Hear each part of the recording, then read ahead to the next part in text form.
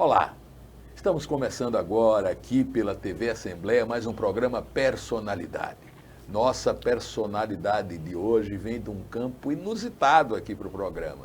É o campo da tatuagem, uma arte que até bem pouco tempo era considerada marginal, mas que hoje tomou conta da juventude e não só da juventude. A gente vai ver que tem muito coroa aí fazendo tatuagem, que é a arte no corpo. A gente está falando com um dos maiores especialistas disso aqui em Alagoas, né, e no Brasil, que é o nosso querido Alex Farias. Alex, forte abraço para você. Prazer enorme. Na realidade, era para a gente estar fazendo essa entrevista há quase 6 anos, né? É verdade, Paulo. Foi quando eu fiz lá a minha primeira tatuagem, que fiquei interessado por esse tema, né, da gente discutir um pouco.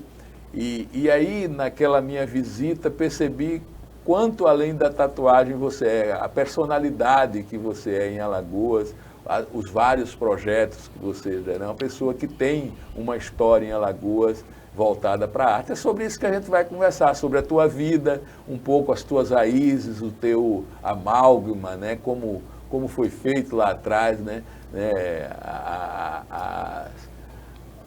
Os antecessores, né? A infância, a adolescência e como você chegou até hoje com o trabalho que você desenvolve. Valeu, verdade, Paulo. Abraço, valeu por ter aceitado. Tá certo, Tá Paulo. Paulo, é um prazer enorme estar aqui. Não é de hoje que a gente tem essa conversa. Verdade. Vai lá visitar, e hoje estou aqui. É verdade. Prazer enorme estar aqui fazendo parte desse programa. Alex, a gente normalmente começa lá do princípio das coisas sempre. Com você não pode ser diferente, né? Porque então, você é daqui mesmo de Maceió. Conta um pouco da tua família, dos teus pais, quem são eles, como foi a tua entrada no mundo. Você não está lembrado ainda da entrada, mas como foram os primeiros anos de vida, onde foi, escola, amigos, essa coisa toda que o alagoano conhece você como um tatuador, conhece como um músico, como um empresário, mas não conhece esse lado da tua vida, o que te formou como pessoa. Certo, Paulo. Vamos começar por aí. Vamos lá. Sou natural aqui de Maceió, né? Nascido e criado na Jatiuca. Meus pais são... Meu pai é pernambucano, meu pai é paraibano e minha mãe aqui é alagoana. E quando eu me entendo por gente, eu nasci e criei na Jatiuca. Então toda a minha infância foi ali próximo. Aonde, mais ou menos? Então, próximo ao Colégio Mário Brother, ali no iniciozinho da Avenida Jatiuca. Sentido shopping, sem ser sentido praia. No comecinho.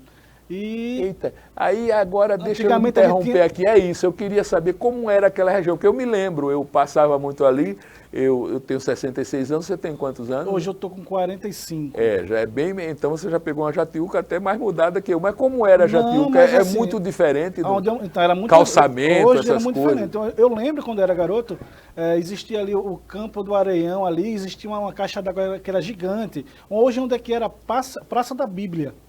Ali naquela região que eu lembro era o Sarmento, o Conjunto Castelo Branco. Eu fui criado ali, a minha infância foi toda ali, que ali era um campo de terra. E as ruas eram de terra ainda? Ou já eram calçadas? A maioria eram terra, eu acho que começou a ser calçada no final dos anos 80. Eu era bem garoto, eu acho que devia ter uns 6, 7 anos por aí nessa faixa, não lembro muito bem. E eram todas de barro ou paralelepípedo. E a única que era asfaltada era a Avenida Jatiuca, que hoje é a Júlio Marques Luz, né, que dá até a praia. E eu lembro ali, a minha infância foi toda ali. Eu estudei até minha 8ª série no Colégio Rosalvo Lobo, que um pouco mais à frente, no Conjunto Castelo Branco ali. Como é o nome do seu pai e da sua mãe? Meu pai chama Arnaldo Sebastião e minha mãe Vandete Farias da Silva. São vivos ainda? Ainda não, infelizmente não. Rapaz. Infelizmente eles se foram e agora eu estou seguindo a carreira. Estou por mim, é verdade. Dando a sua contribuição. Eles já deram a deles. Fui muito feliz na Jatiuca. Eu tenho raízes ali na Jatiuca e eu acho que ali é um bairro que me traz muita lembrança positiva. Tudo que eu passei, a minha infância, porque antigamente você não tinha muito tecnologia de internet, celular, nada disso. Era brincando, né? As nossas brincadeiras eram todas na rua, tipo soltar pipa, jogar chimbra, peão, tipo coisas que hoje a nova ferrinho, isso, ferrinho, tudo né? Tudo isso, Paulo, tudo isso. Hoje a geração nova não sabe muito o que é ser feliz. É você quando ficar na rua à tarde e quando dá 6 horas, quando a luz do poste acende, cara, tem que ir para casa senão vou apanhar. Enfim, sou muito feliz ali naquela época verdade. lá. E essa convivência com o outro também, né? Que nem sempre era pacífica, né? Porque às vezes a munheca cobria no centro. Exatamente. Aquelas brincadeiras terminavam às vezes também e umas tapas no pé do vidro. A nossa infância tudo era tratado aquelas coisas que na o cara porrada. riscava no chão assim, né? Exato. A mãe de um, a mãe de outro, sei que lá, o cara ia, apagava. Perfeito. Ou botava a mão assim, né? No meio, ele dizia, cuspa aqui e tal, e o outro, aí, pô, mas depois tudo se resolvia. Não tinha ódio, né? Não tinha ódio, nem violência, né? Eu lembro que a gente ficava... A violência era as tapas, mas eu estou dizendo, não tinha o ódio do outro, né? Não, mas até a violência mesmo, Paulo, porque eu lembro... A violência posterior na vingança. Assim, a minha infância, assim, finalzinho dos anos 80, 88, 89, até início dos anos 90, eu devia ter uns 12 anos de idade. E ali a gente ficava até um pouco mais tarde na rua, até 10. Eu lembro que eu ficava até umas 10 horas, 8 horas da noite. As famílias também sentavam todos nas na portas. Rua. E tipo, não tinha. A gente ouvia falar que existia uma certa violência, mas não como hoje. Hoje você vai dar 6 horas, você vai para as ruas, você não vê mais ninguém. Não vê, como diria minha avó, um pé de pessoa. A gente exatamente, não vê, né? exatamente. É tudo isso. Trancado dentro de casa, na televisão. Então, eu posso comprovar que a minha geração foi muito feliz. Foi muito feliz. De brincar na rua, de você fazer o que quer, enfim. Eu fui muito feliz. A minha infância e adolescência foi muito bacana. Então, você estudou no Rosalvo Lobo. Aí concluiu lá, concluiu o ensino médio. Até a oitava série. Depois eu fui num colégio lá no Poço, que hoje não existe mais, chamado Crispiniano Portal. Me lembro. Que era ali na Praça Bonfim, Nossa Senhora do Bonfim. Ele ficava ali e eu terminei ali Era de uma rede, né, do Daltenório, sei lá. Uma rede isso, que era na entrada do Reginaldo. Me lembro. Então, eu terminei ali o 3º ano e de lá fui fazer o FAO, fui fazer música. Nessa época eu já tinha começado, eu ganhei com 12 a 13 anos de idade, eu ganhei o primeiro violão do meu pai. E era um violão velho, com o braço todo empenado. Então, tipo, eu aprendi a tocar nesse violão. Deixa eu fazer só uma interrupção para a gente não deixar, porque é você e quantos irmãos? Olha, sou eu e mais 2 irmãos, mas o meu irmão saiu logo cedo, com 18 ou 17 anos, foi para Natal, foi servir a Marinha e seguiu carreira. Seguiu carreira na Marinha. Acontecia muito isso, principalmente com a Marinha, né? Exatamente. Aí ele foi lá servir em Natal e seguiu carreira como marinheiro, enfim. Está lá até hoje. E ele tem uma irmã também, que a minha irmã também se casou cedo. Antigamente as pessoas se casavam, ela casou com 15 anos de idade. Enfim, casou com um bombeiro. E o seu pai e a sua mãe faziam o quê? Meu pai era mestre de obra e minha mãe era dona de casa. Você cuidava dos filhos. Né? Exatamente, E mesmo assim, mestre de obra era o cara que contratava serviço, no caso. Contratava e... Não, é ele que comandava a obra. Comandava a obra. O engenheiro chega, passa o projeto para ele e ele comandava a equipe de pedreiros para construir prédios. E nessa época conseguia ter uma vida legal. Sim, né? claro. Não ter necessidade, até hoje, Paulo, né? porque as pessoas se enganam de dizer que pedreiro é uma profissão ruim e que ganha pouco. Pelo contrário, hoje pedreiro é o que ganha muito E você dinheiro. procura e não acha. Exatamente. Se procurar um bom ainda é pior.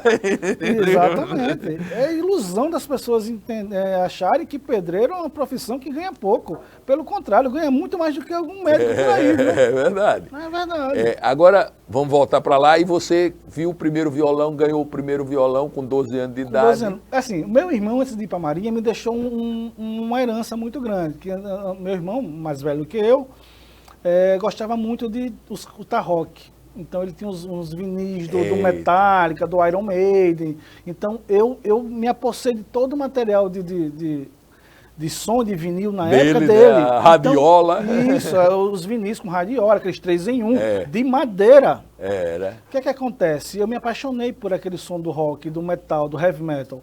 Então eu comecei a querer aprender a tocar guitarra, mas eu não tinha condições de comprar uma guitarra na época. E aí meu pai me deu um violão. E eu fui aprendendo a tocar com 12, 13 anos de idade, e fui aprendendo, aí comprei a minha primeira guitarra. Eu com 16 anos, eu já começava a tocar na noite. Nossa. Com 16 anos já tocava, fazia um barzinho, eu já tinha bandinha Às de vezes garagem. tinha que ter até permissão nessa época, né? Isso. Os caras ficavam ali porque de vez em quando baixava o juizado de menor, né? Exatamente, mas a gente fazia porque... Dava um drible. Porque eu sempre fui aquele cara alto, Grandão, magro, né? grande, aí, então, aí às vezes passava desapercebido. É. Mas aí eu já começava a fazer um barzinho, uma bandinha de garagem aqui, uma bandinha de garagem. Então, Chegou a tocar em cabarés, porque os músicos, mas não é da sua idade, mas os músicos anteriores, Pacuã, Beto Batera, esses caras todos, os cabarés antigamente, eles possuíam música ao vivo. Você não chegou a tocar Não, ainda? não cheguei a tocar, não. Porque tipo, eu gostava muito do cenário alternativo, sabe? E esse cenário já existia ainda? Já existia, né? Eu ainda lembro que a UESA, lá no CEP, existia um movimento de umas bandas de rock alternativa. O pessoal organizava uns festivaizinhos de rock com banda de garagem. E aquilo ali me encantava, eu era fascinado por aquilo ali, por esse movimento do rock alternativo. E foi com o passar do tempo, no início dos anos 90, 91, 92, 93, que começou a difundir mais. Essa geração que teve muitas bandas, muitas influências aqui, né, nessa época. Tipo, eu lembro que tinha uma banda daqui que era muito famosa, chamada Mofo. Sim. Sim, senhor. Doutor Charada. Doutor Charada. Essa foi a minha geração. Entendeu? Tipo, esses tipos de som Surgimento do Mangue Beat, exatamente, né? Esses caras aí que faziam Mangue Beat. Eu lembro que até bandas nacionais não eram tão famosas. Eu lembro que eu tinha uma bandinha de garagem que eu tocava, que o Raimundos veio tocar aqui em Maceió e eles não eram nem famosos. E a gente tocou para abrir para eles e tal. E foi nesse mundo que eu... Lembra de alguma banda, assim, o nome de alguma que você participou? Participei de várias. Eu toquei na Mutação, uma banda até que hoje em dia, ela é bem conhecida aqui. Eu formei aquela banda, eu dei o nome. Surgiu lá em casa, a Mutação surgiu lá em casa, com Alan, com Carlinhos. E foi onde eu me apaixonei pelo hardcore, pelo rock em si. Aí eu passei na banda, eu passei uns 2, 3 anos na banda, até que onde eu quis, cara, eu vou estudar mais o meu instrumento. Aí foi quando a gente resolveu sair da banda e fui estudar mais o meu instrumento. Aí eu fui fazer faculdade, estudar mais o meu instrumento. Se aperfeiçoar. Exatamente. E aí seguiu na música? Aí eu segui na música. Aí quando eu já estava tocando bem bacana, aí eu comecei a tocar bandas de reggae. Aí eu fui fazer vários outros estilos, porque tipo, o alternativo não me dá nenhum financeiro. Eu já estava com uma certa idade, eu já estava com 18 para 20 anos, então eu precisava ter Precisava ganhar grana. Ganhar uma grana, né? E eu não queria, na época, eu não queria estar atrás de um balcão. Eu não queria ser um cara assalariado, eu não queria, não. Eu queria fazer o que eu gosto. Fazer o que eu gosto. Seu caminho, exatamente. Né? Aí eu comecei a fazer barzinho, a fazer violão, tudo que aparecia, que tinha um cachezinho, nem que seja pequeno, eu pegava. Um forró, um pagode, eu ia. Fosse para tocar e ganhar o meu cachezinho, eu ia. Mas a minha paixão era o rock, né? Mas isso aí você era solteiro? Solteiro. Estava solteiro, né? É uma outra coisa, né? Uma outra realidade. É uma outra realidade. Estava desbravando ainda. Exatamente. Né? Aí, nessa época aí era muito bacana. Eu morava com os meus pais ainda, com 20 anos de idade. Tinha comida, roupa lavada, como diz a história, era né? muito fácil. Né? Você ia, saía, tinha roupa, tinha comidinha na mesa. Até que deu o boom na minha história. Aí minha vida... Conta aí essa virada de chave. Mudou de uma forma muito... De como de músico você virou tatuador. Muito radical. O que é que acontece? Meu pai, ele teve um AVC. E o meu pai, depois do AVC, ele ficou vegetando. Né? Ele não falava mais, não andava. E só morava eu e minha mãe e meu pai. Então eu tive que passar muito mais tempo cuidando dele em hospital, levar, enfim. E não passou muito tempo, meu pai veio a falecer. Aí meu pai veio a falecer e minha mãe, ficou eu e minha mãe. Meu pai já nessa época já era aposentado, a aposentadoria da minha mãe meu pai foi para minha mãe. Enfim, eu ainda fazia meus bicos de músico. E sabe, eu acho que você é no meio, Paulo, e você sabe que muito bem, músico, principalmente aqui na nossa Alagoas, querida Alagoas, é muito desvalorizado, né? Tipo, você ganha... Trabalha muito e ganha pouco. Muito pouco. Enfim, aí até que foi muito rápido, com 4 meses depois que meu pai faleceu, a minha mãe veio a falecer também. Eita, Então, foi um baque muito grande que eu tive. O que é que acontece? Eu tinha 2 irmãos, a gente morava nessa época aí, eu morava na Jatiuca, mas nessa época meu pai já tinha vendido a casa da Jatiuca e estava morando ali, Portais, que hoje é Americanas, ali do lado do Shopping Miramar, no Barro Duro, que é uma ruazinha não feitosa ali, sem saída. E era uma casinha bem bacana lá, e os meus irmãos venderam a casa que estava lá, e cada um pegou uma parte dessa casa. dessa casa e venderam a preço de banana, até para o Rafael Tenório, que antigamente era Carnes e Verdes ali, antes da Americana, e o dono era o Rafael Tenório, que era o presidente social até uma época dessa aí, e vendeu a casa para ele E aí você ficou sozinho no mundo, como Fiquei sozinho no mundo, e cada um foi para o seu canto, e eu fiquei sozinho no mundo, até que o dinheiro acabou. O dinheiro acabou, a gente não tinha, era um dinheiro que não dava para comprar nada, e um dinheiro que eu ainda sobrevivi com esse dinheiro uns 2 anos, mas o dinheiro acabou. O dinheiro acabou e eu ainda era músico, então ainda estava naquela. Resumindo, eu fui parar na rua. Nossa. Fui parar na rua. Na rua mesmo, na literalmente? Rua, literalmente, que eu não tinha nem como pagar um aluguel. Nossa. Mas eu tinha muita... Que história, né? Que história de vida. Então, aí nessa época eu tinha um amigo de banda, que nessa época eu tocava numa banda chamada Mensageiros de Já. Me lembro dessa banda. Ainda existe, né? Existe, lá do Ítalo. Eu levei para o meu programa lá para Lagoas Arte e Cultura. Passei muitos anos no Mensageiro de Já. Eu passei uns 6 anos tocando na Mensageiro de Já. E eu tinha um amigo meu que tocava junto também, o tecladista, que o pai dele tinha uma oficina no Jacintinho. Uma oficina que ele me emprestava a chave da oficina do pai dele para me dormir lá escondido. Eu dormia lá. Que história. E saía logo cedo, 6 horas da manhã, para o pai dele não desconfiar que existia alguém dormindo ali.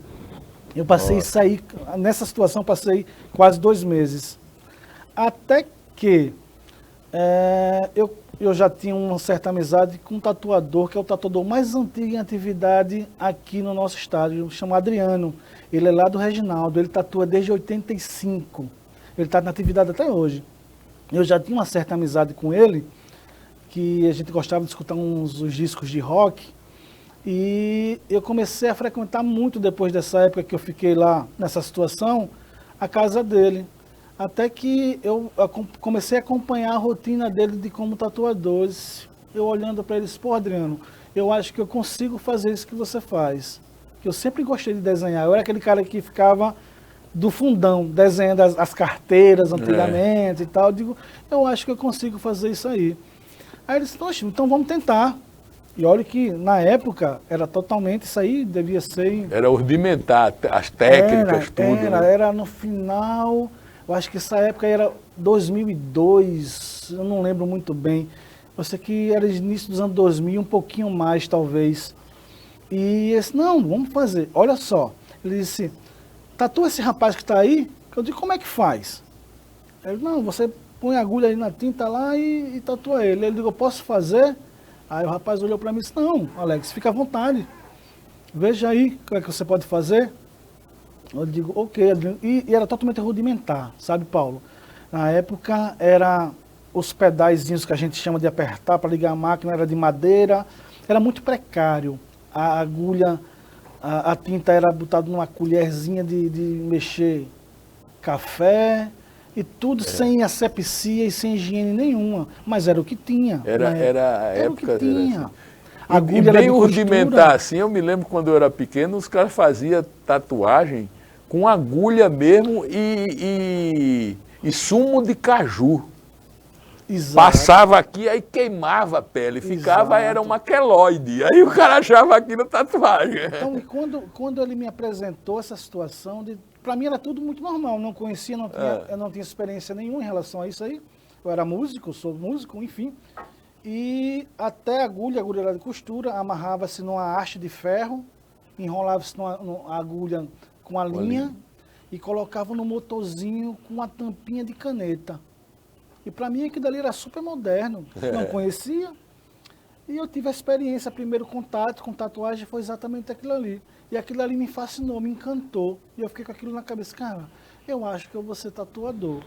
E fiquei com aquilo muito tempo, alguns meses olhando. Aí eu tinha alguns equipamentos de guitarra, pedais, guitarras, e eu comecei a vender tudo que eu tinha. E na época, era a época de orelhão de cartão. Não existia ainda, era celular só para quem era muito rico. E eu lembro que eu folheando umas revistas antigas de tatuagem, eu tinha um número e um contato de revenda de material para tatuar. Aí eu lembro até hoje, que era Zago Tatu, do Paraná. Eu digo, eu vou ligar. Liguei, comprei um cartão, liguei e pedi um kit de tatuagem. Aí na época era depósito bancário, eu depositei o valor, não sabia se ia chegar, não sabia de nada, mas pela minha surpresa, chegou. Chegou tudo certinho. Chegou tudo certinho, o material, nesse caso um material bem mais moderno do que o meu amigo Adriano tinha. Quando você começou a trabalhar. E já eram as maquininhas mais profissionais, uns tubos de tinta mais profissionais, e foi aquele materialzinho ali que eu comecei a iniciar no ramo da tatuagem.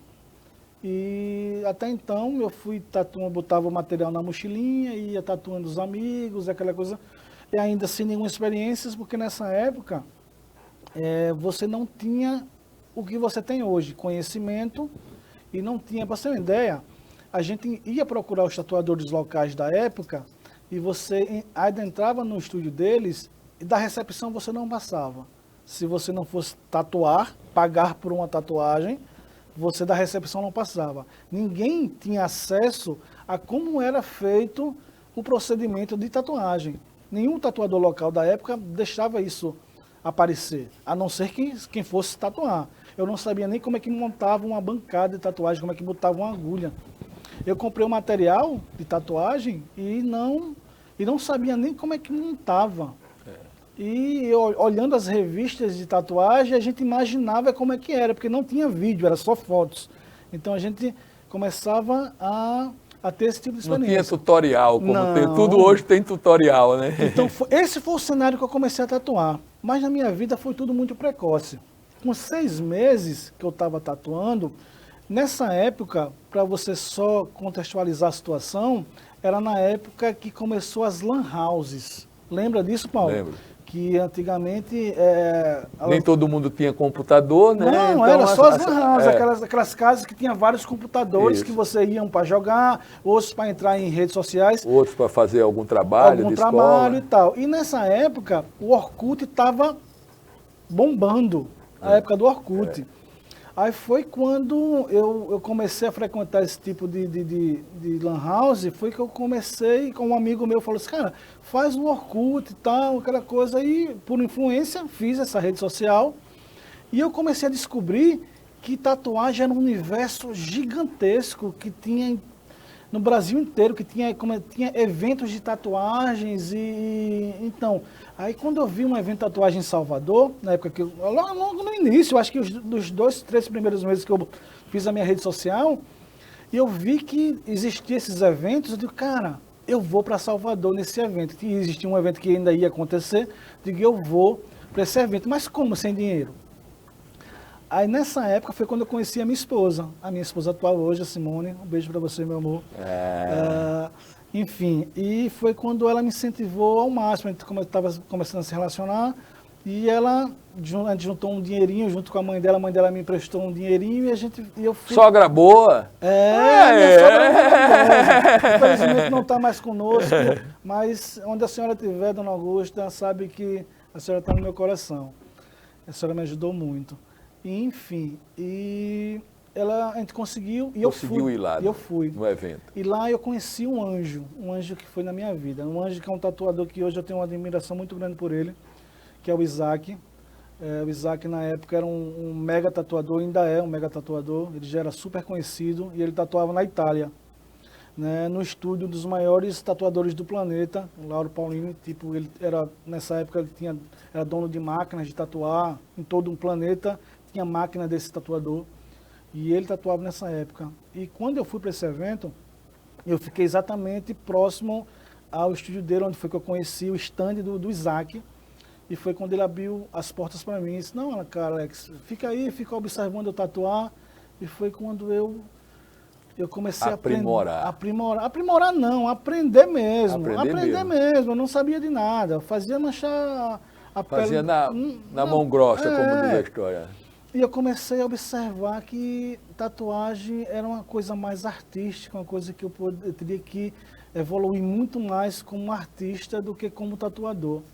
Hoje os tatuadores locais pensam que vou comprar uma máquina e vou aprender a tatuar. Não, tatuagem é muito além disso. Você tem que aprender a ir para o conceito, né? de pintura, de desenho, e é muito maior.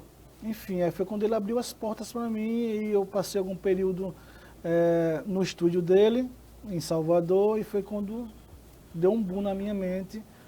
E eu voltei para Maceió, e quando teve um outro evento, foi um evento internacional de tatuagem, lá em Natal, Rio Grande do Norte, e que em Natal já tinha um suporte do meu irmão, e a gente conseguiu, e o Isaac exatamente foi participar desse evento, e era um evento que a nata da tatuagem no Brasil estava lá. Na época, os maiores tatuadores do Brasil estavam lá. Revistas, que na época era coisa assim surreal, que você folheava, via os artistas nas revistas. E a gente conseguiu mais uma vez, eu e minha esposa, e dessa vez ela foi comigo. E a gente foi para lá. A gente recebeu, dessa vez, para participar. Que Isaac... Convite. O Isaac disse, não, cara, venha ficar aqui no meu stand, você tatua aqui comigo e tal. E a gente foi. E para minha surpresa geral, Paulo, isso aí eu já tinha uns 6 meses de tatuagem, 6 a 7 meses de tatuagem, que eu tinha começado a iniciar. E era um evento internacional, um mega evento lá, que tinha mais de 300 tatuadores participando. E eu ganhei em 2 categorias. Nossa. Ganhei um oriental e ganhei um old school, que é um tipo de categoria mais rústica lá americana, que é o tradicional americano. Isso foi surreal para mim, surreal. Tipo, a minha esposa dizia, não, você vai ganhar. E eu disse, meu Deus, coitada da minha esposa, iludida, toda mulher iludida.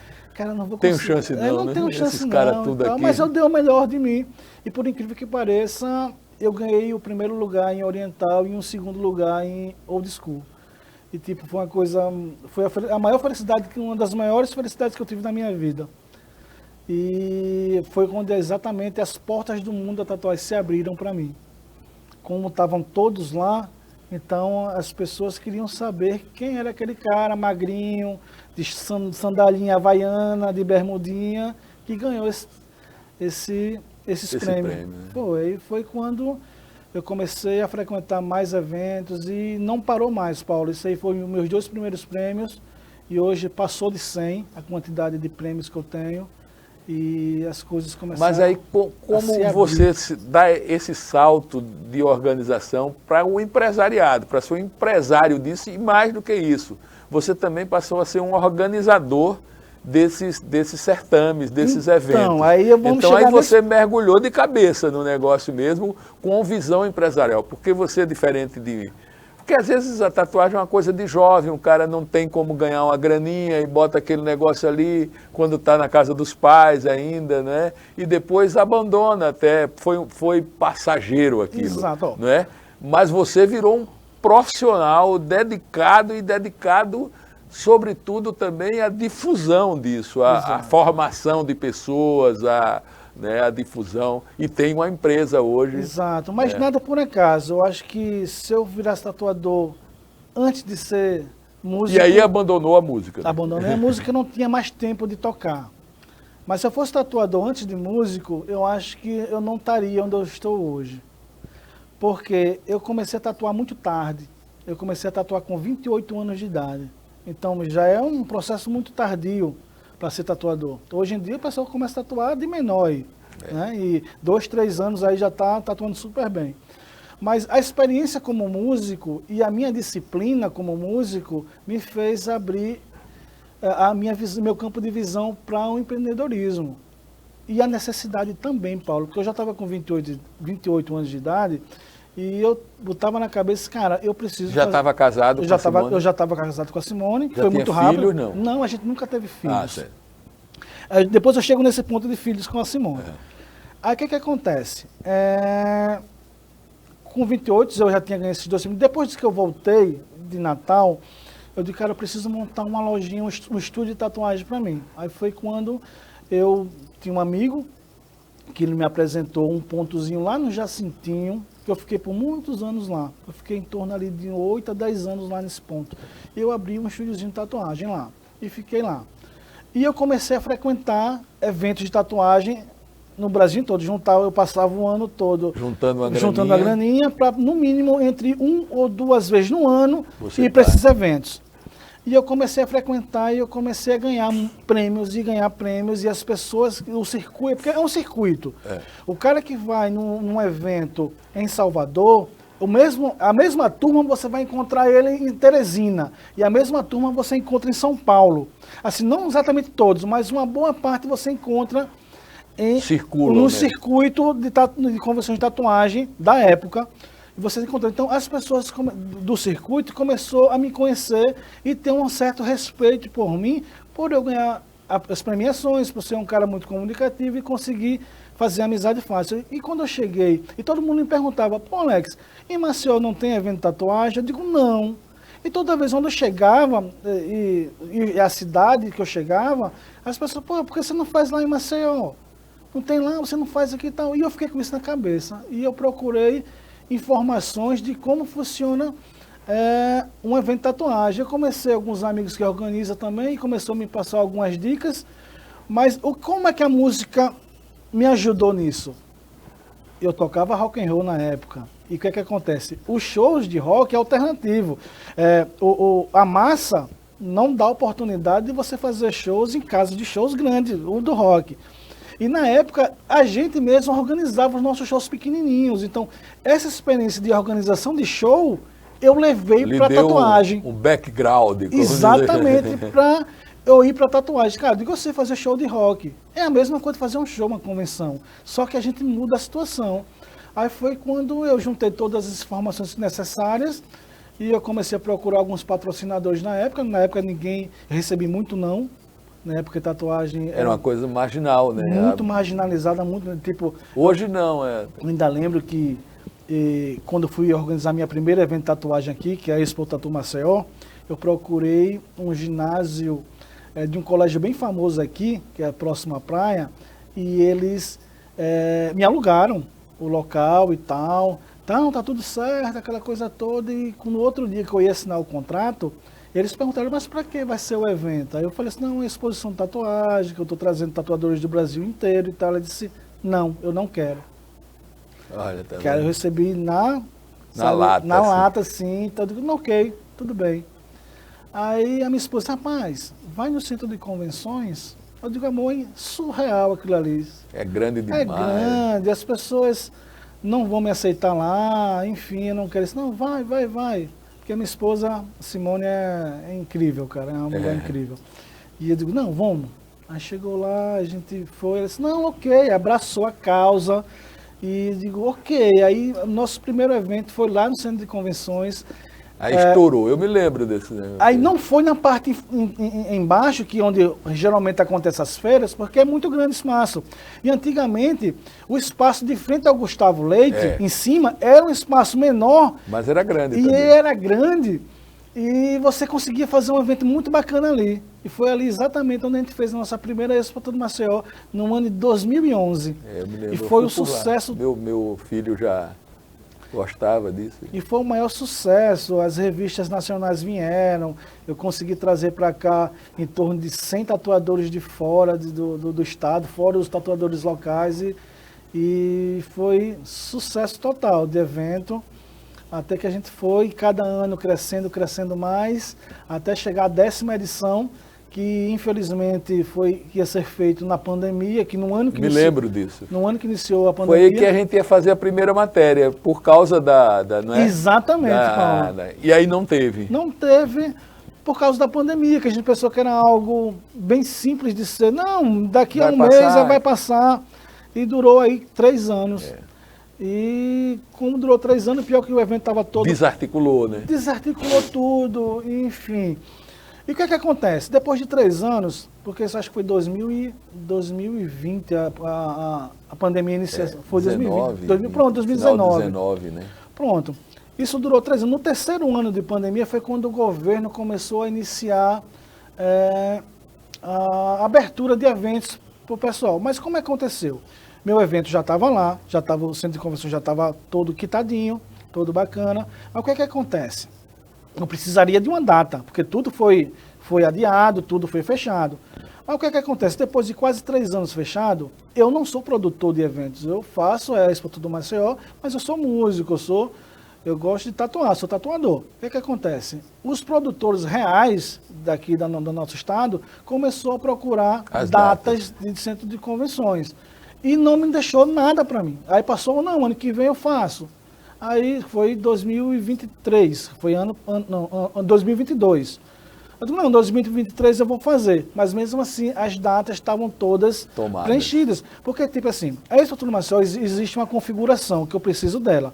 Porque é um evento hoje muito grande que eu preciso de, no mínimo, 6 dias de locação lá no centro de convenções. O que é que acontece?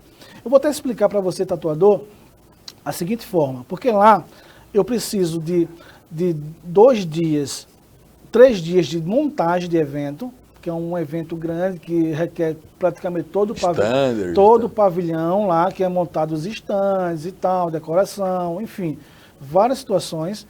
São 2 dias de evento e mais 2 dias de desmontagem. O que é que acontece? Eu preciso da programação na quarta-feira e a liberação na terça-feira. Quer dizer, geralmente eu não consigo essa configuração. Geralmente a segunda-feira está locado, o domingo está locado, o sábado e domingo está locado. Então é muito difícil para mim conseguir uma configuração hoje, né? Mas eu acredito... Você vai ter que mudar de lugar uma hora. Mas eu não gostaria, como se estivesse botando um pé para trás. Eu não gostaria, mas eu acredito que eu já passei lá e já tenho uma certa negociação esse ano. Eu acredito que esse ano, em novembro, aconteça a 10ª edição. Maravilha. Se caso não acontecer, de certeza, em 2025... a gente conclui esse fechamento de ciclo. E hoje, Alex, tem a possibilidade das leis de incentivo, né? A Lei Paulo Gustavo e a Lei Aldir Blanc. A Lei Paulo Gustavo acabou, já foram feitos os editais, mas vai abrir aí para a Lei Aldir Blanc, que tem janela para... A tatuagem é arte, né? Então, há janela para essas linguagens, essas Exatamente, novas a arte urbana, né? Então... Tipo, a gente consegue juntar artistas fenomenais. Você já era tatuado quando você começou a tatuagem ou você foi se tatuando depois? Eu não era tatuado, por incrível que pareça. Eu era músico que não tinha tatuagem. Mas E era músico roqueiro sem tatuagem. Porque eu fui um cara sempre muito chato, sabe, Paulo? Cara, e na época não tinha artistas que conseguissem expressar o que você queria. O que eu queria. E eu via os trabalhos, até trabalhos bacanas para a época, pelo todo o material que existia na época e conhecimento, mas cara, eu digo, ainda não é isso que eu quero para a minha pele. Eu digo, vou esperar um pouco mais as coisas melhorarem até que a evolução notória aí. Hoje em dia a gente consegue fazer artes fantásticas por tudo que está acontecendo no cenário, né, por materiais que evoluíram. Fala um pouco dessa coisa... A história da tatuagem é milenar, né? Fala um pouco dessa história, né? Porque as pessoas às vezes acham... como a minha geração encarava a tatuagem, a geração da minha mãe e do meu pai, nem a minha. A minha também, já que eu tenho 66 anos, mas era como uma coisa marginal mesmo, era coisa de marinheiro, Exato. De presidiário. Foi como a tatuagem entrou aqui no Brasil. De presidiário e de marinheiro. Eram as duas, não é? Malandro nem tanto, era presidiário e tatueiro. Você viu um cara... E isso permaneceu muito tempo afastando a população e tirando essa coisa que hoje é o fundamental da tatuagem, que é a arte no corpo. Exato. Então, como é que você faz essa historiação assim então, aqui? Quando é que isso foi mudando em Alagoas? Como é que está hoje? Né? Se ainda existe, que eu acho que ainda existe um certo preconceito, mas muito melhor. Fala um pouco sobre isso. A tatuagem é uma coisa que é milenar, né?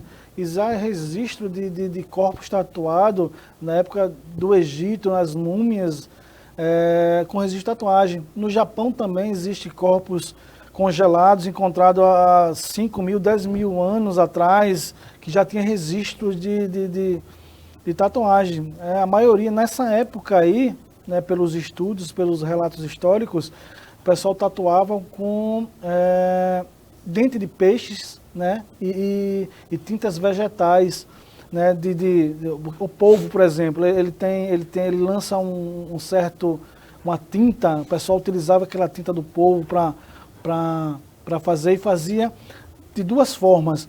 Na parte da Indonésia, o pessoal utilizava muito martelinho, que eles colocavam como se fosse um martelo mesmo, e na ponta desse martelo eles amarravam uns dentes de peixe. Aí pegava o martelo com um pedaço de porretezinho e ficava molhando na tinta e dando umas marteladazinhas na pele junto ao martelinho mesmo. E ali criava figuras nas tribos. Existe hoje uma tribo muito famosa, que tem até os tribais Maori, que hoje virou moda, mas isso aí vem muitos e muitos anos atrás. E no Japão, o método na época é bem diferente. No Japão chama tebori.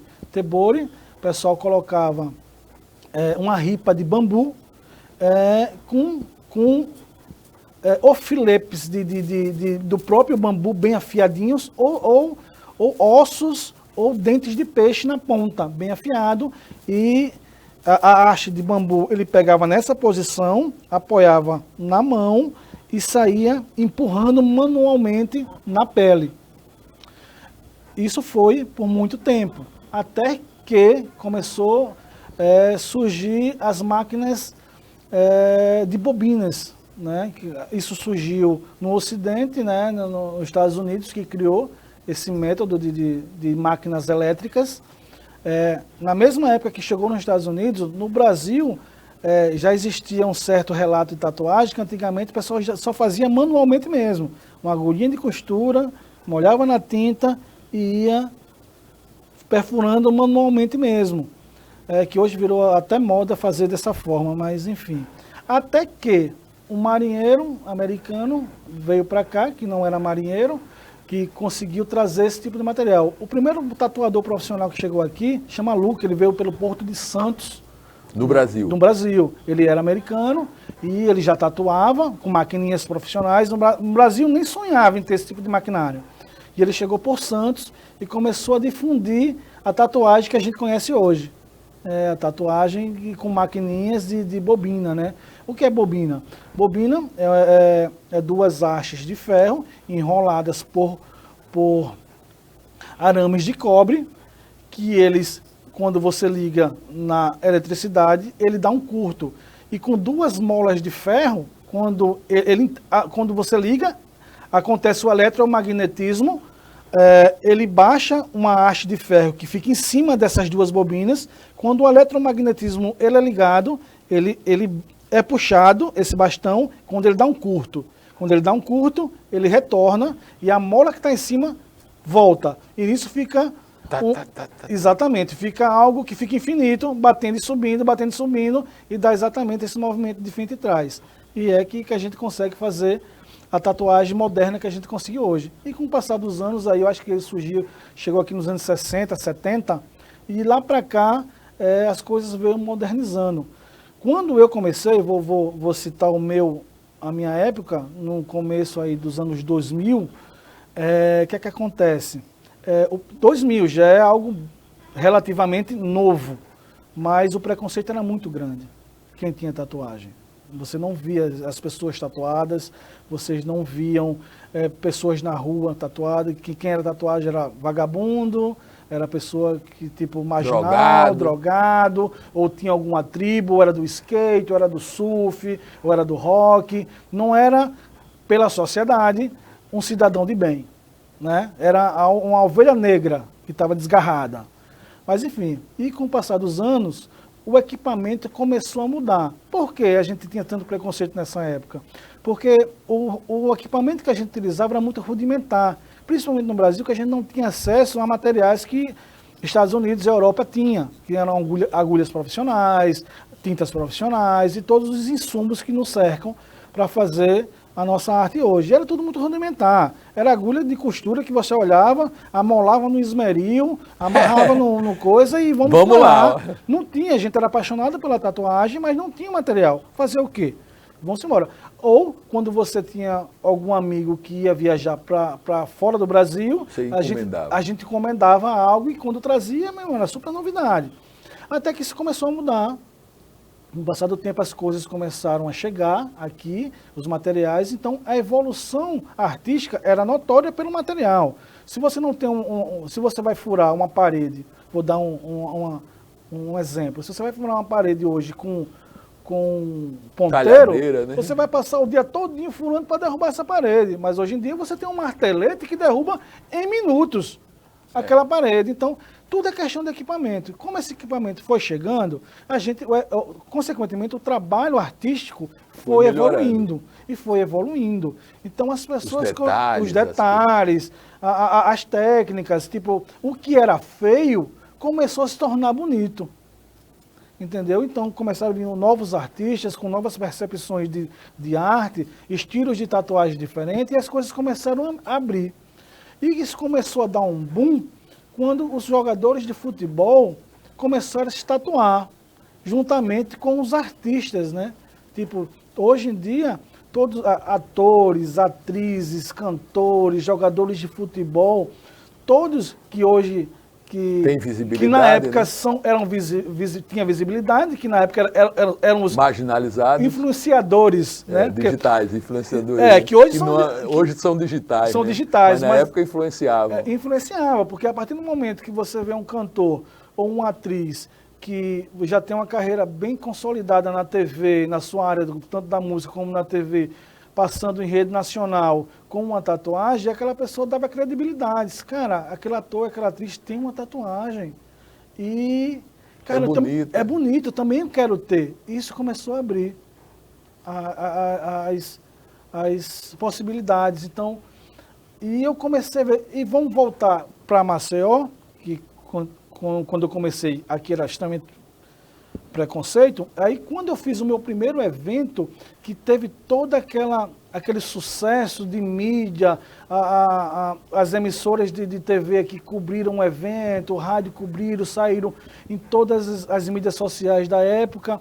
Então, o pensamento da população começou a mudar. Cara, tem um evento de tatuagem no centro de convenções. Porque o centro de convenções, de qualquer forma, Paulo, é algo do governo, é algo sério, sabe? É algo sério. Confere um status ao evento. Ao evento e dá credibilidade. Então, as pessoas, caramba, então existe algo sério na tatuagem, não é só questão de preconceito, né? Enfim, de coisas marginalizadas. E as coisas começaram a andar em relação a isso. Então, consequentemente, os tatuadores que viram aqueles primeiros anos de Expo Tatu, que não eram tatuadores, inspiraram esses garotos e essas meninas a virarem tatuadores. Então, todo mundo queria ser tatuado e queria ser tatuador. Então, para você ter uma ideia, Paulo, em 2011, eu contava nas duas mãos, assim, os tatuadores profissionais que existiam em Maceió. Eram menos de 10. Profissionais. Logicamente que existiam outros tatuando com seus estúdiozinhos em casa e tal, mas os profissionais, você contava, era menos de 10, assim, com tudo certinho. O que é um tatuador profissional?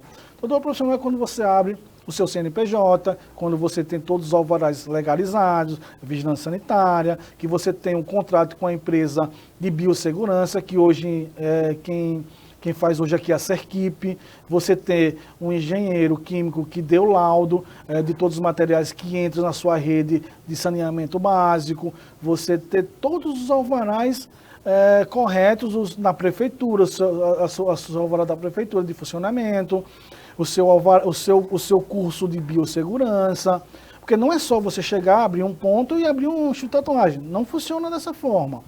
Então, você não é porque você tem um ponto na rua que você é profissional. Você tem que passar segurança tanto ao Estado como ao seu cliente, que você está fazendo da forma correta e não é só você só tatuar. Não está expondo o cliente. Há riscos nenhum, né? Você tem que estar respaldado de tudo. Isso, pra você ter uma ideia, na minha loja até o ECAD eu pago. Que é o som que toca... Que toca e você que é músico aí é que paga com gosto mesmo. Com gosto, enfim. Mas, enfim, é exatamente isso. Foi quando a população de Alagoas começou a notar isso. Você vê que hoje é muito raro você andar na rua e se você for um bom observador, Paulo, e você começar a observar, você não vê uma pessoa sem ter uma tatuagem. Nem que seja uma coisinha escondidinha, você consegue encontrar. A não ser que gerações anteriores, que nunca vai mudar o preconceito, gerações mais velhas que ainda têm esse preconceito que não vai mudar nunca. Mas eu sou de uma geração mais velha e fiz a minha primeira aos 60 anos. Vamos ver agora umas fotos? Vamos embora, né, Paulo. Para a gente ver aí e mostrar, exemplificar tudo isso que a gente viu e dar um passeio na tua vida através da nossa galeria virtual que a gente faz aqui. Vamos lá, vamos abrir aqui para a gente ir comentando. Aí, ó, você músico. Aí eu músico, na época que eu estava tocando ainda. Guitarrista ali, ó. Magrinho. Isso. É, magrinho ainda. Ali é uma Fender, não, né? É uma Gibson. Gibson. Eu ainda tenho essa guitarra até hoje. Hoje ela serve de decoração na minha loja. Aí, esse saxofonista eu conheço. É o Jair. É o Jair, gente boa, danada. Gente boa, danada. E o Daniel ali, o Daniel também é um excelente guitarrista. Daniel é casado com a Kel Mona Lisa, né? Não é o Daniel, é esse? Eu não lembro, não é esposa dele. Pareceu, mas se não for... Ó, esse aí é na época que eu era presidente da associação, que é a TAL, né? Associação dos Tatuadores Profissionais de Alagoas, né? A gente passou aí vigorando aí uns 5, 6 anos, até que a associação começou a se desfazer e eu não consegui, portanto... Reestruturá-la. Não reestruturada, mas tipo, tempo de assumir essa presidência. Porque, tipo, eu tenho tanta coisa para resolver como empresário hoje, como tatuador, que não me dá tempo de assumir essa situação aí. Espero que a pessoa, os mais novos aí, cheio de sangue na guerra, pega esse bastão, né? Exatamente, né? Para unir os tatuadores novamente aqui. Vamos lá, para frente. Isso aí já é como jurado lá numa convenção internacional, lá em Natal. Quem está imolado ali é um tatuador italiano, muito bom por sinal. Isso aí na época que... Hoje os eventos é exatamente isso, os tatuadores vão para as convenções. Com seus modelos, né? Com isso, aí tatuam e a gente... Meu filho de vez em quando vai a um negócio desse aí. E eu estou como jurado aí desse evento. Aí mais uma vez aí, a associação. Esses aí são tatuadores antigos. Isso aí foi um show, na época músico também. A gente abriu para essa cantora internacional aí, a Desirê. Essa é minha esposa, Simone. Está comigo aí há 15 anos. Aí também já na guitarra. Músico, na guitarra, Aí, Volta essa outra lá. Não, aí já foi uma convenção internacional, minha primeira convenção internacional fora do Brasil. Isso aí foi na cidade de Santiago, no Chile. Tá ali a bandeira de Alagoas. Ali, representando aí o Brasil e Alagoas. Eu fui o único brasileiro e alagoano nesse evento aí. E eu ganhei a melhor tatuagem do evento. Olha que maravilha. Para mim foi uma das maiores emoções também aí. Representar o meu estado em outro país. Vamos lá. Aí foi como fui premiado com a bandeirazinha do Brasil. É um orgulho muito grande você ir lá fora, você representar, né? Representar e conseguir trazer para Alagoas e para o Brasil um prêmio, né? Um prêmio. Vamos lá? Passando aí. Não, isso aí foi quando eu saí pela primeira vez numa revista a nível nacional. Isso é o tempo, só para o pessoal de casa notar, é um tempo que quando você saía numa revista, era uma coisa surreal. E a revista aí é o Almanaque Brasileiro de Tatuagem, hoje só tem ela virtual, e ela me deu... Era uma referência. Era uma referência, era a maior revista de tatuagem do Brasil, na época. E ela me deu aí 9 páginas, contando a minha história, contando alguns trabalhos meus. E é um orgulho que eu tenho aí, a bandeira de Alagoas aí representando mais uma vez, sempre. Eu era mais novo também. E aí, ó, revista também, Almanaque Brasileiro. Isso aí foi a matéria com todas as fotos que saiu na revista. Alguns trabalhos meus. E é um orgulho, hoje eu tenho um quadro disso aí. Essa também é o Almanaque Brasileiro de Tatuagem, que é a maior revista de tatuagem, quando deu destaque na convenção, na Expo Tatu Maceió, lá a nível nacional, foi quando a gente entrou no circuito, literalmente, do Brasil, se tornando a maior convenção de tatuagem do Norte e Nordeste e a quinta maior do Brasil, na época. E estamos aí, tem uma fotinha minha ali na revista também. Ó. É. Isso é bacana. Aí já são alguns trabalhos meus, trabalhos em preto e cinza, em realismo. Sim, aí me fala isso. Qual o teu estilo? Você tem um estilo definido Olha, hoje? Paulo, porque são vários estilos da tatuagem. Fala sobre isso aí, porque às vezes é tatuagem aí todo mundo... Não, o que é hoje os estilos assim mais famosos? Porque são muitos, não dá nem para dizer todos. Né? Não, são muitos. São mais de 30 categorias de tatuagens, mas os mais famosos são o realismo, o preto e cinza, o portrait. O portrait são aquelas tatuagens de fotos, né? Homenagem de fotos e tal. O old school. E hoje em dia o mais popular entre o público é o fine line, que são aquelas coisinhas fininhas, aqueles nominhos fininhos e tal. E são N motivos. O que eu gosto mais de fazer... Isso aí é o quê? Isso é um preto cinza. É o que aquele que você fez em mim aqui com a Santa Rita. Aí já é um colorido. Não, esse da... Eu não lembro. Então, faz 6 anos, Paulo, que a gente fez. Eu já ia tirar a roupa aqui. Não, 6 anos foi o colorido. Depois a gente fez uma Santa Rita de Cássia. Preto e cinza. Preto e cinza, ó. Isso aí já é um realismo, né? Um preto e cinza, que eu gosto muito de fazer. Que o preto e cinza, ele remete muito à sombra, volume, profundidade. Isso. A gente consegue dar vários efeitos só usando o preto e o cinza, mas assim, eu particularmente não uso cinza literalmente, eu uso preto diluído, que é um preto que a gente dilui com diluente específico para tatuagem, e a gente vai diluindo e vai dando essa sensação de tons diferentes. Vamos lá. Isso aí é mais um. Então a sua praia é mais o preto e cinza mesmo. O preto e cinza e o realismo, né? E o portrait. O que eu gosto mais de fazer são portraits, né? Que são exatamente isso aí. É o portrait. É o que eu mais gosto de fazer. Quando as pessoas querem fazer uma fotografia, uma homenagem, é o que eu mais gosto de fazer. Que na tatuagem hoje, eu acho que é o ápice de um tatuador chegar para você reproduzir uma foto humana, é muito difícil. Perfeição, né? É muito difícil fazer. Eu demorei muitos anos para conseguir elaborar, aprimorar essa técnica aí. Ó. Mais um portrait aí. Por sinal, esse portrait aí, volta aí, é do Júnior de Melo. É a mãe do Júnior de Melo, que ele é um jornalista, que ele trabalhou muitos anos num programa local de policial daqui. Ah, me lembro do Júnior, sim, de claro. Melo, a mãe dela. Um abraço, Júnior. Vamos lá. Olha. Animais, a textura de animais aí, ó. Martin Luther King aí. Muito bacana. Eu gosto muito de fazer foto, homenagens assim, é bacana. Aí você bem estiloso. Mais novo também. Mais novo, né? Bacana. Ó, essa aí Simone. É os amores da minha vida. Bota aí, Simone, que aí tem que parar um pouco. Simone é uma guerreira, Paulo. Simone está comigo desde o início de tudo, onde ela está do meu lado. É o braço direito, esquerdo, as pernas, tudo, né? Os olhos, né? E a grande paixão da vida. E essa é a minha princesa maior. Ah, volta aí. A minha pequenininha Serena. Só contando um pouquinho da história aí entre eu e a Serena, entre eu e a Simone, a gente estamos casados há 15 anos, Paulo, e a gente nunca teve filho. E não porque a gente não quis ter filho, a gente sempre tentou, chegou depois de uns 5, 6 anos de casamento, a gente tentou fazer algum tipo de tratamento, não deu certo, enfim, a gente desencanou da situação e disse, cara, vamos criar os nossos filhos cachorro. A gente começou a criar cachorro. Hoje a gente tem 7 cachorros. Eita, Danusa. Tem Golden, tem Husky.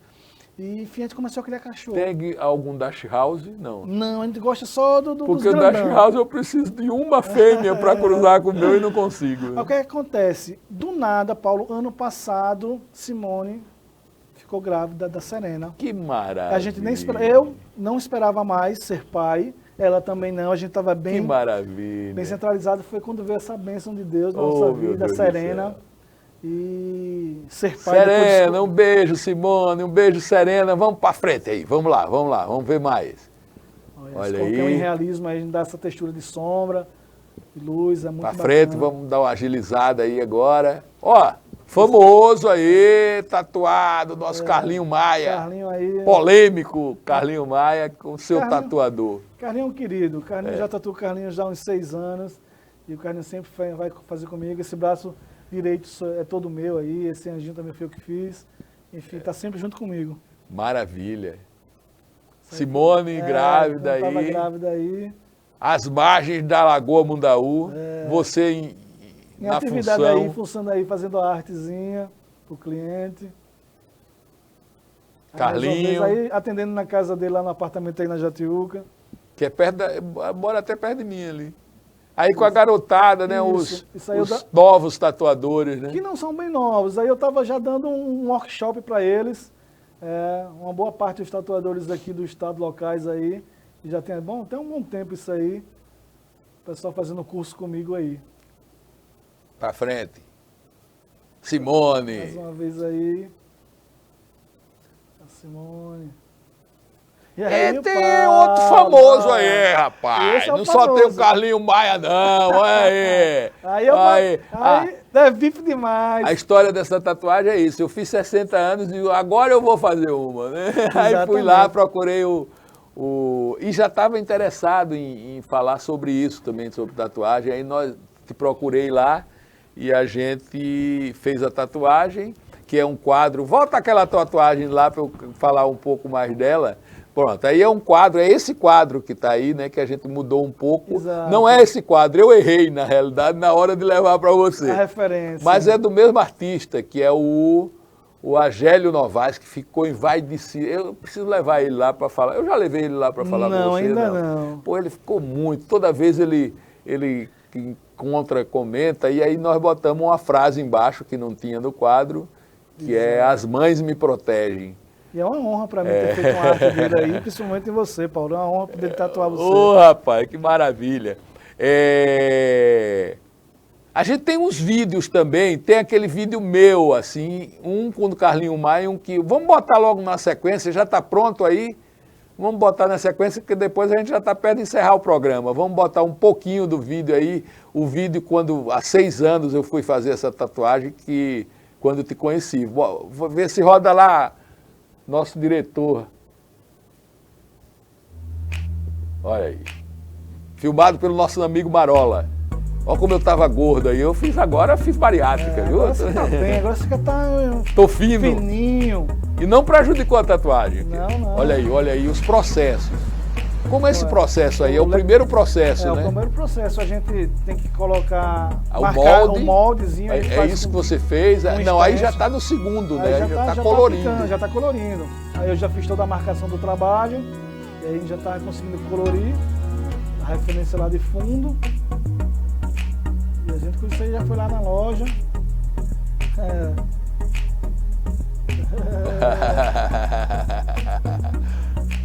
Aos 60 anos de idade eu fiz essa transgressão. É verdade. Nunca é tarde para você fazer E uma aí, tatuagem. gordão, agora eu tô mais assim não, viu, minha gente?